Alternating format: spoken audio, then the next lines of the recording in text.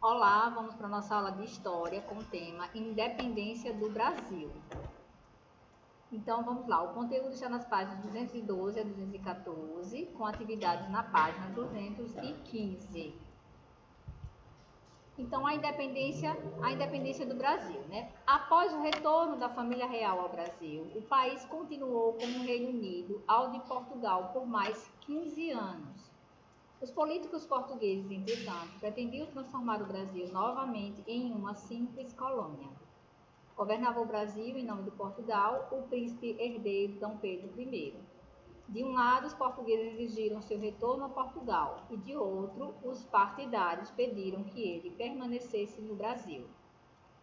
Dom Pedro I atendeu ao pedido dos partidários e, em 9 de janeiro de 1822, data conhecida como o Dia do Fico, por causa da resposta positiva de Dom Pedro em ficar no Brasil, certo?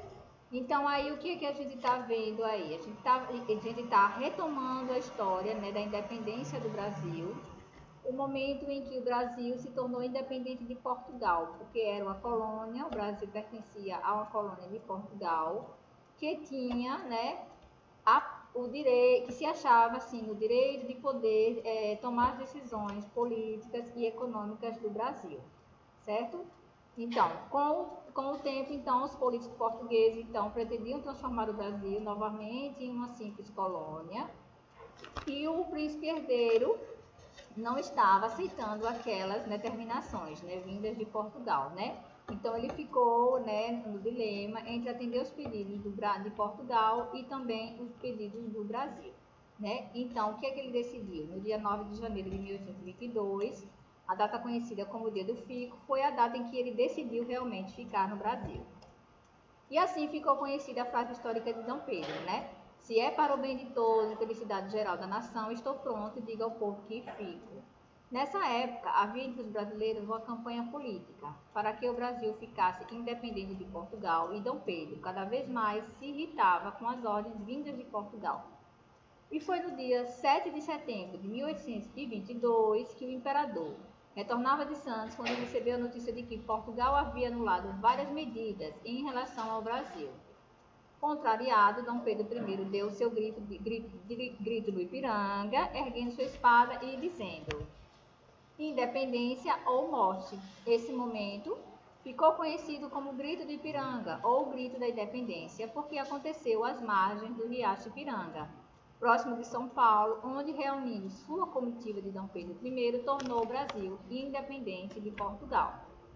A partir dessa data, nosso país se tornou uma monarquia e Dom Pedro I ficou sendo o imperador constitucional.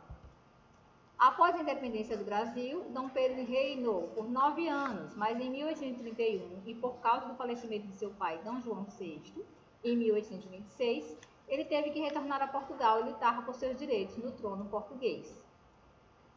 No Brasil, na luta pela independência e a organização do primeiro governo imperial, foi muito importante o trabalho de José Bonifácio de Andrade e Silva, considerado o patriarca da independência do Brasil. Quando Dom Pedro retornou a Portugal, deixou no Brasil seu filho, Dom Pedro de Alcântara, o príncipe regente, com apenas 5 anos de idade, aos cuidados de José Bonifácio. Tempos depois, Dom Pedro de Alcântara passou a reinar o Brasil, com o título de Dom Pedro I. Vamos fazer agora a atividade no livro de vocês, na página 215, relacionada a esse conteúdo que nós vimos agora. Então, vamos lá. Primeira questão. Escreva a sua opinião sobre uma das consequências da Revolução Francesa em Portugal e no Brasil. Então, a Revolução Francesa foi quando Napoleão Bonaparte realmente desejou tomar posse do Brasil, né? Ele era um francês, certo? E ele, então, fez o quê? Ele desejou, então, tomar posse política e econômica do Brasil. Então, vocês vão dar a opinião de vocês de como foi aquela atitude, se foi correta ou não, da Revolução Francesa em Portugal e no Brasil, certo? Segunda questão, leia o que Dom João disse a Dom Pedro em sua partida e descreva qual era o interesse do monarca. Se o Brasil se separar, antes seja para ti, que me hás de respeitar, do que para algum desses aventureiros. Então, diante dessa frase, né? Qual era o interesse do monarca? O interesse era que Dom João deixasse seu filho Dom Pedro no Brasil como seu regente para não perder o domínio sobre o Brasil. Terceira questão. Quais foram as mudanças propostas pela emenda constituinte das Cortes Gerais Extraordinárias da nação portuguesa? Então vamos lá.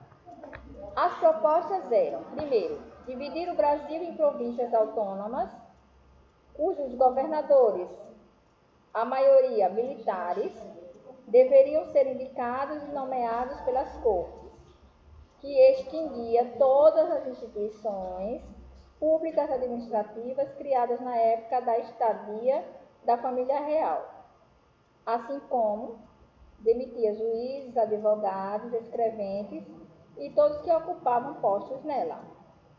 Ainda determinava que Dom Pedro deveria retornar a Portugal, mas antes ser enviado a outros países para ser educado. E aqui a gente vai concluindo a nossa atividade de história de hoje. Revejam os conteúdos e tirem as dúvidas de vocês sempre, tá bom? Um beijo no coração e até a próxima aula. Tchau, tchau.